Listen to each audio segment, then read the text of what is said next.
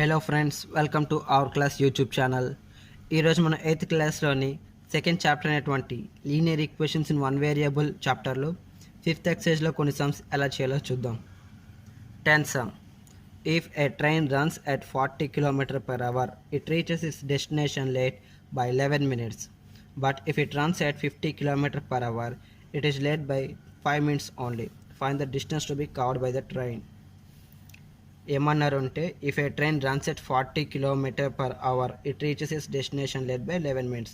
Train runs at 40 km/h, గంటకి 40 km స్పీడ్తో ఒక ట్రైన్ రన్ అయితే it reaches it's destination late by 11 minutes. దాని గమ్యం డెస్టినేషన్ చేరుకోవడానికి 11 minutes లేట్గా అవుతుంది అనమాట. అంటే 40 km స్పీడ్లో వెళ్తే గంటకి 40 km వేగంతో వెళ్తే 11 minutes లేట్గా వెళ్తుంది ఆ ట్రైన్. అదే but if it runs at 50 km/h, it is late by 5 minutes only. అదే 50 km/h స్పీడ్లో అంటే గంటకి 50 km వేగంతో వెళ్తే 5 minutesలో 5 minutes లేట్గా రీచ్ అవుతుంది. అయితే ఆ ట్రైన్ ఎంత డిస్టెన్స్ కవర్ చేస్తుంది అని అడుగుతున్నారు. సో 40 km వేగంతో వెళ్తే 11 minutes లేట్ అవుతుంది. అది 50 km వేగంతో వెళ్తే 5 minutes లేట్ అవుతుంది. అయితే ఇంతకీ ఆ ట్రైన్ ఎంత డిస్టెన్స్ కవర్ చేస్తుంది అని క్వశ్చన్ అడిగారు. మనం సాల్వ్ చేద్దాం. అయితే మనం కనుక్కోవాల్సిన డిస్టెన్స్ కాబట్టి ముందు డిస్టెన్స్ తీసుకుందాం. మీరు అబ్జర్వ్ చేసి ఉంటే సేమ్ సమ్ మీకు ఎగ్జాంపుల్స్లో కూడా కనిపిస్తుంది. సేమ్ అదే ప్యాటర్న్లో నేను చేస్తాను చూడండి. ముందు డిస్టెన్స్ తీసుకుంటాను. Let the distance be. ఏమవుతుంది డిస్టెన్స్ ఏమనుకుందాం, మనకు తెలీదు, అది కనుక్కోమన్నారు. తెలియదు కాబట్టి ఏదో ఒక వేరియబుల్తో డినోట్ చేద్దాం. ఏమనుకుందాం, ఎక్స్ కిలోమీటర్ అనుకుందాం. Let the distance be x kilometre. అయితే 40 km స్పీడ్తో వెళ్తే ఎంతసేపట్లో వెళ్తుంది, 11 minutes లేట్ అవుతుంది అన్నారు. అయితే ఇంతకీ ఎంత టైం తీసుకుందాం ముందు చూద్దాం. Time taken to cover 40 km speed ఎన్ని కిలోమీటర్లు తెలియదు కాబట్టి ఇక్కడ ఎక్స్ అనుకున్నాం కాబట్టి ఎక్స్ కిలోమీటర్లు. So time taken to cover x km at 40 km/h. Therefore, time taken to cover 40 x kilometers. Time taken to cover x kilometers. ఎంత స్పీడ్లో 40 km/h, 40 km/h. సో ఏమంటాం, x/40 hours అంటాం. ఇదేంటి x/40 hours ఏంటన్నా, మనకు ఆల్రెడీ ఒక ఫామ్లో తెలుసు, speed equal to distance by time మనకి ఫామ్లో తెలుసు. మనం ఇప్పుడు ఏమన్నాం, టైం టేకెన్ అంటే టైం మనం తీసుకుంటున్నాం. సో మనకి ఇక్కడ టైం తెలియదు, టైం టేకెన్ టైం ఎంతసేపు తీసుకుంటుంది అంటున్నాం కాబట్టి టీ ఈక్వల్ టు రాస్తున్నాను. టీ ఇక్కడ పంపిస్తే ఎస్ ఎక్కడికి వస్తుంది, d/s అవుతుంది. So time equal distance by speed అవుతుంది. అంటే టైం ఇక్కడ డివైడ్ చేస్తుంది కదా ఆర్హెచ్ఎస్లో, ఎల్హెచ్ఎస్ పంపిస్తే మల్టిప్లికేషన్, ఎస్ అప్పుడు మల్టిప్లై చేస్తుంది, ఆర్హెచ్ఎస్కి వస్తే డివిజన్లోకి వస్తుంది. So time equal distance by speed. So time ఏమన్నారు, డిస్టెన్స్ ఎంత, ఎక్స్ బై స్పీడ్ ఎంత 40 km/h. So x/40. అయితే మనం ఏం కనుక్కుంటున్నాం ఇక్కడ ప్రెజెంట్ టైం టేకెన్ కనుక్కుంటున్నాం కాబట్టి అవర్స్లో చూపిస్తున్నాను. ఎందుకంటే ఇక్కడ కూడా km/h అన్న కాబట్టి x/40 hours అని వచ్చింది. నెక్స్ట్ 50 km/h స్పీడ్ చూద్దాం. ఇప్పుడు time taken to cover x kilometres at 50 km/h. Time taken ఎంత టైం తీసుకుందో మనం కనుక్కోవాలి. Time taken to cover x kilometres ఎంత స్పీడ్లో 50 km/h, 50 km/hలో ఏమవుతుంది, x/50 hour అవుతుంది. ఎందుకంటారా, same speed equal to distance by అంటే time equal distance by speed. Distance అంటే ఎంత, ఎక్స్, ఎంత స్పీడ్లో వస్తుంది, 50 km/h స్పీడ్లో వస్తుంది. So x/50. సో మనం టైం కూడా మనకి ఇక్కడ తెలిసింది. సో 40 km స్పీడ్తో వస్తే ఎంత టైంలో వెళ్తుంది, x/40 hours వెళ్తుంది. 50 km స్పీడ్లో వెళ్తే x/50 hours వెళ్తుంది. అయితే ఇప్పుడు ఏం చూద్దాం, ఈ రెండు టైమింగ్స్ మధ్య డిఫరెన్స్ చూద్దాం. కానీ ఆ డిఫరెన్స్ మనకు ఆల్రెడీ ఇక్కడ ఇచ్చేసారు, అదే మనం రాద్దాం. బట్ ఇట్ ఈజ్ గివెన్ ఏమని ఇచ్చారు, దట్ ద డిఫరెన్స్ బిట్వీన్ దేనికి డిఫరెన్స్ టైమింగ్స్కి, రెండు టైమింగ్స్కి, టూ టైమింగ్స్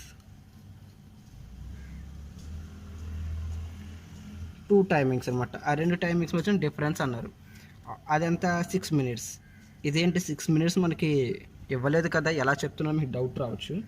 చూడండి, ఒరిజినల్గా ట్రైన్ ఇంత టైంకి రీచ్ అవ్వా అనుకోండి, కానీ 40 km స్పీడ్తో వస్తే ఎంత లేట్ అవుతుంది? 11 minutes లేట్ అవుతుంది. 11 minutes లేట్. ఎంత స్పీడ్లో? 40 km/h అయితే.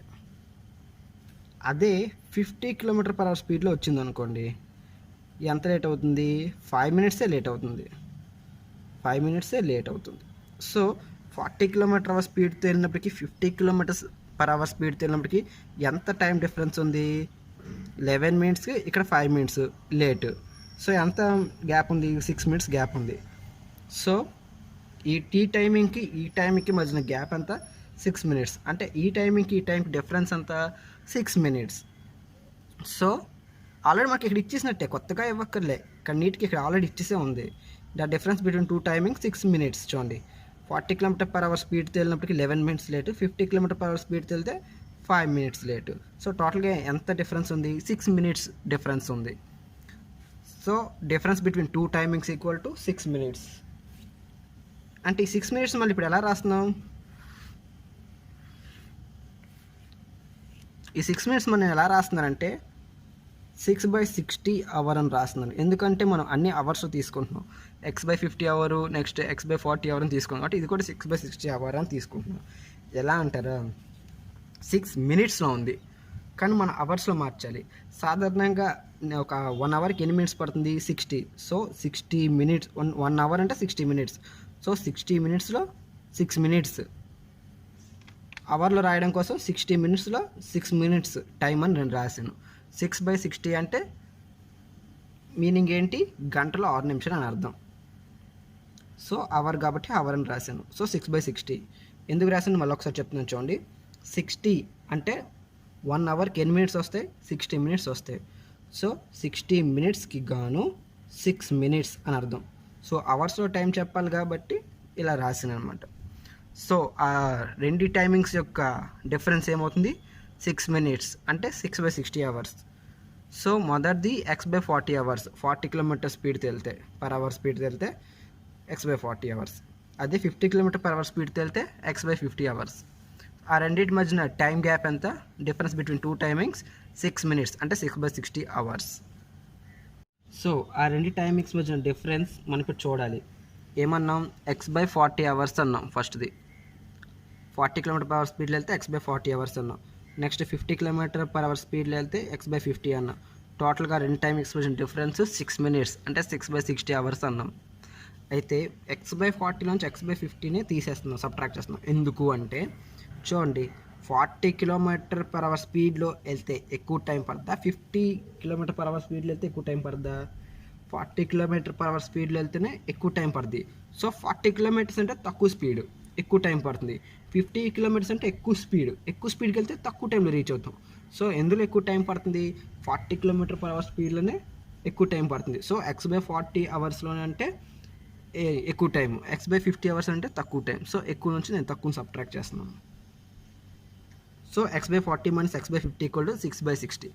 6 1 జర్ 6 10 జర్. ఇప్పుడు 40కి 50కి నేను ఎల్సిఎం చేస్తున్నాను. So x/40 minus x/50 equal to 1/10 ఇలా ఉంది కదా. ఇప్పుడు ఎల్సిఎం చేస్తున్నాను చూడండి. ఎల్సిఎం 40కి 50కి 2తో స్టార్ట్ చేస్తాను. 2 20 జర్ 2 25 జర్. 20 25 రెండు 2లో ఉండవు. ఒక 20 2 యొక్క మల్టిపుల్ అవుతుంది. 25 అనేది 2 యొక్క మల్టిపుల్ కాదు. సో నేను 5 తీసుకుంటున్నాను. 5 4 జర్ 20, 5 5 జర్ 25. సో 2 × 5 × 4 × 5 ఏమవుతుంది? 2 5 జర్ 10, 10 4 జర్ 40, 45 జర్ 200. సో ఎల్సిఎం ఏమొచ్చింది? 200 వచ్చింది. So LCM equal to 200. So 200 LCM కాబట్టి డినామినేటర్లో 200 వేసుకున్నాను. ఆర్హెచ్ఎస్లో 1/10 అలానే ఉంచాను. ఇప్పుడు ఏం చేస్తాను అంటే ఇచ్చిన ఫ్రాక్షన్స్ని రాసుకుంటున్నాను. సో ముందు x/40 ఇచ్చారు, రాసుకున్నాను. నెక్స్ట్ x/50 కూడా రాసుకున్నాను. ఇప్పుడు వాటికి ఎల్సిఎంతో మల్టిప్లై చేస్తున్నాను. ఎల్సిఎం ఏమొచ్చింది, 200 వచ్చింది. సో 200ని మల్టిప్లై చేస్తున్నాను x/50 x/40లతో. ముందు 0 0 క్యాన్సిల్, 4 1 జర్ 4 5 జర్ 20, 0 0 క్యాన్సిల్ అయితే 4 1 జర్ 4 5 జర్ 20, 5 ఇంటూ ఎక్స్ 5x అయింది. మళ్ళీ ఇక్కడ కూడా 0 0 cancel, 5 1 జర్ 5 4 జర్ 20, 4 into X 4x. So x/40 అంటే 5x వచ్చింది, x/50 అంటే 4x వచ్చింది. x/40 అంటే ఇప్పుడు ఏమి రాస్తున్నాం, 5x రాస్తున్నాం, మైనస్కి మైనస్ అలానే రాస్తున్నాం. నెక్స్ట్ x/50 అంటే 4x రాస్తున్నాం. So 5x minus 4x/200 equal to 1/10 వచ్చింది. 5x మైనస్ 4x అంటే x/200 ఈక్వల్ టు 1/10. సో 1/10 వచ్చింది. ఇప్పుడు నేను ఏం చేస్తానంటే క్రాస్ మల్టిప్లై చేస్తున్నాను. క్రాస్ మల్టిప్లై చేస్తే ఇక్కడ ఈ ఎల్హెచ్ఎస్లో న్యూమరేటర్, ఆర్హెచ్ఎస్లో డినామినేటర్, అలాగే ఆర్హెచ్ఎస్లో న్యూమరేటర్, ఎల్హెచ్ఎస్లో డినామినేటర్ మల్టిప్లై అవుతాయి. అంటే x ఇంటూ 10 1 ఇంటూ 200 అవుతుంది. So 10 into X equal to 200 into 1, 10 into X 10x, 200 into 1 200. ఎల్హెచ్ఎస్లో 10x ఉంది, ఆర్హెచ్ఎస్లో 200 ఉంది. ఎక్స్ని 10 మల్టిప్లై చేస్తుంది ఎల్హెచ్ఎస్లో, ఆర్హెచ్ఎస్ పంపిస్తే డివైడ్ చేస్తుంది. So x equal to 200/10, 0 0 cancel అయితే x ఈక్వల్ టు 20. 20 ఏంటి, కిలోమీటర్స్. మనకు అడిగింది ఏంటి, డిస్టెన్స్ అడిగారు. ట్రైన్ ఎంత డిస్టెన్స్ ట్రావెల్ చేసింది, ఎక్స్ కిలోమీటర్స్ ట్రావెల్ చేసింది అంటే x డిస్టెన్స్ ట్రావెల్ చేసింది అన్నాం. సో ఆ డిస్టెన్స్ ఎంత, 20 కిలోమీటర్స్. సో ట్రైన్ ట్రావెల్ చేసిన డిస్టెన్స్ ఏమవుతుంది, x equal to 20 kilometres. Next 11th sum. 1/4 of a herd of deer has gone to the forest. 1/3 of the total number is grazing in a field, and remaining 15 are drinking water on the bank of a river. Find the total number of deer. 1/4 of a herd of deer has gone to the forest. ఒక జింకల గుంపు ఉంది, Herod of Deere జింకల గుంపు. ఆ గుంపులో 1/4 part ఏమయ్యాయి, has gone to ఫారెస్ట్కి వెళ్ళాయి. 1/3 of the total number is grazing in a field. ఆ గుంపులో 1/3 పార్ట్ ఎక్కడికి వెళ్ళాయి, గ్రేజింగ్ ఇన్ ఏ ఫీల్డ్, పొలాల్లో మేతకి వెళ్ళాయి, తినడానికి ఫుడ్ కోసం వెళ్ళాయి. And remaining 15 drinking water on the bank of a river. ఇంకా ఎన్ని మిగిలాయి, 15 మిగిలాయి. ఆ మిగిలిన 15 కూడాను drinking water on the bank of a river. So నదొడ్డుకి వెళ్ళి నీళ్ళు తాగడానికి మిగిలిన 15 వెళ్ళాయి. Find the total number of the deer. మొత్తం ఎన్ని జంకలు ఉన్నాయని అడిగారు. చాలా ఈజీ క్వశ్చన్, చాలా ఈజీగా సాల్వ్ చేయొచ్చు, చూడండి. సో ముందు నెంబర్ ఆఫ్ డీర్ చూద్దాం. నెంబర్ ఆఫ్ డీర్ మొత్తం ఎన్ని ఉన్నాయి తెలీదు, నేను డినోట్ చేస్తున్నాను, ఎక్స్ అనే వేరియబుల్తో డినోట్ చేసుకుంటున్నాను. So number of deer x. అందులో ఎన్ని ఫారెస్ట్కి వెళ్ళాయి, number of deer gone to the forest, number of deer gone to the forest.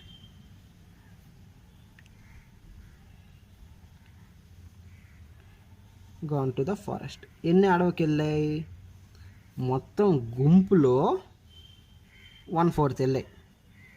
గుంపులో 1/4 వెళ్ళాయి. గుంపు ఎంత ఉంది, ఎక్స్ ఉన్నాయి, ఎక్స్ నెంబర్ ఆఫ్ డీర్స్ ఉన్నాయి, అందులో 1/4 వెళ్ళాయి. అంటే ఎక్స్ ఇంటూ 1 x/4. ఎక్స్ న్యూమరేటర్లో ఉన్నట్టు, ఏం లేదు అంటే డినామినేటర్లో 1 ఉన్నట్టు లెక్క. So 4 into 1 4, 1 into X X. So x/4. సరే, ఫారెస్ట్కి x/4 వెళ్ళాయి. ఇంకా గ్రేజింగ్కి ఎన్ని వెళ్ళాయి చూద్దాం. Number of deer gone grazing in a field. Number of deer grazing in a field. Food కోసం ఎన్ని వెళ్ళాయి, ఆ గుంపులో ఎన్ని ఉన్నాయో అందులో 1/3 వెళ్ళాయి. గుంపులో ఎన్ని ఉన్నాయో అందులో 1/3 వెళ్ళాయి. అంటే x into 1 x/3. So x/3.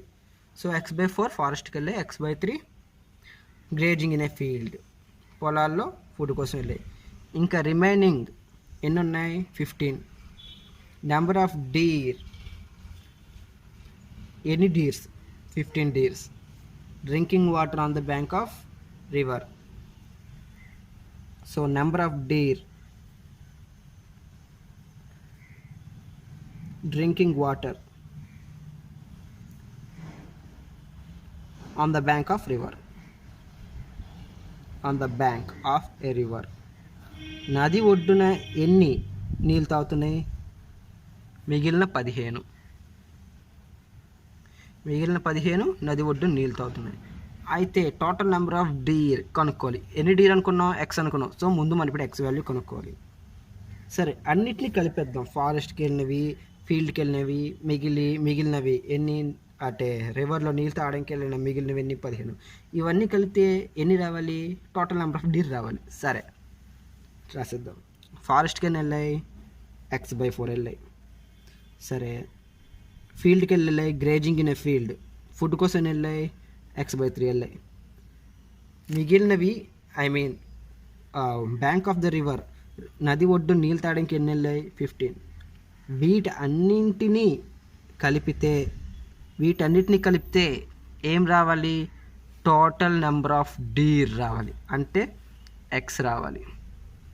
మళ్ళీ ఒకసారి చెప్తాను చూడండి. ఫారెస్ట్కి వెళ్ళినవి, grazing in a field, food కోసం వెళ్ళినవి, drinking water on the bank అంటే నీళ్ళు తాగడానికి నది ఒడ్డుకి వెళ్ళిన మిగిలిన 15. ఇవన్నీ కలిపితే ఎన్ని రావాలి? నెంబర్ ఆఫ్ డీర్ రావాలి. అంతే కదా? ఈ మొత్తం అన్నీ కలిపితే కదా ఆ గుంపులో ఉన్న జింకల నెంబర్ వస్తుంది.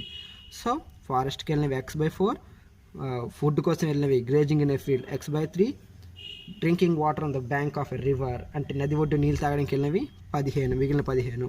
ఇవన్నీ కలిపి నెంబర్ ఆఫ్ డీర్. సో అంటే X. So x/4 + x/3 + 15 = x వచ్చింది. సరే, 15 ఉంది అంటే బై 1 ఉన్నట్టు, ఏం లేదంటే బై 1 ఉన్నట్టు లెక్క. సో ఇప్పుడు మనం సాల్వ్ చేద్దాం. 4, 3, 1 ఈ మూడింటికి ఎల్సిఎం చేసేద్దాం. 1, 3, 4 సరిపోయింది. 1 ఉన్న ఒకటి లేకపోయినా ఒకటి, దాన్ని పక్కన పెట్టేద్దాం.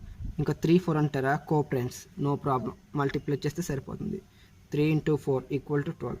అంటే ఇంటూ 1 చేసినా మళ్ళీ 12 వస్తుంది కాబట్టి స్పెషల్గా నేను చేయలేదు. ఇంటూ 1 కూడా వేస్తారు అనుకోండి, 1 × 3 × 4 = 12. సో ఎల్సిఎం ఏమొస్తుంది? 12 వస్తుంది. ఎల్సిఎం 12 వచ్చింది.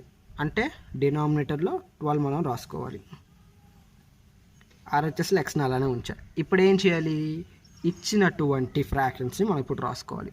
x/4 ఒకటి, x/3 ఒకటి, 15/1. వీటన్నిటికీ ఎల్సిఎంతో మనం మల్టిప్లై చేస్తున్నాం. ఎల్సిఎం ఏమొచ్చింది? 12 వచ్చింది. సో 12తో మనం మల్టిప్లై చేస్తున్నాం. 4 1 = 4, 3 = 12, 3 × x 3x, 3 1 = 3 4 = 12 అంటే 4 × x అంటే 4x, 1 12 = 12. సో 15 × 12 అంటే 180, 15 10 = 150, 15 2 = 30, 150 + 30 180. సో ఇవన్నీ వస్తాయి. ముందు x/4 కాబట్టి నేను 3x రాస్తున్నాను, ప్లస్ కాబట్టి ప్లస్. నెక్స్ట్ x/3 కాబట్టి x/3 అంటే 4x రాస్తున్నాను, ఓకే, ప్లస్ కాబట్టి ప్లస్. నెక్స్ట్ 15/1 అంటే 180. ఇవన్నీ రాస్తాను. ఇప్పుడు సాల్వ్ చేద్దాం. 3x + 4x అంటే 7x ప్లస్ 180 సరే ఇక్కడ 12 ముందు ఉంచేద్దాం, తర్వాత పట్టుకెళ్దాం, =x. 12 ఇక్కడ డివైడ్ చేస్తుంది ఎల్హెచ్ఎస్లో, ఆర్హెచ్ఎస్ పంపిస్తే ఏం చేస్తుంది? మల్టిప్లై చేస్తుంది. So 7x + 180 = 12x. ఎల్హెచ్ఎస్లో 7x + 180 ఉంది, ఆర్హెచ్ఎస్లో 12x ఉంది.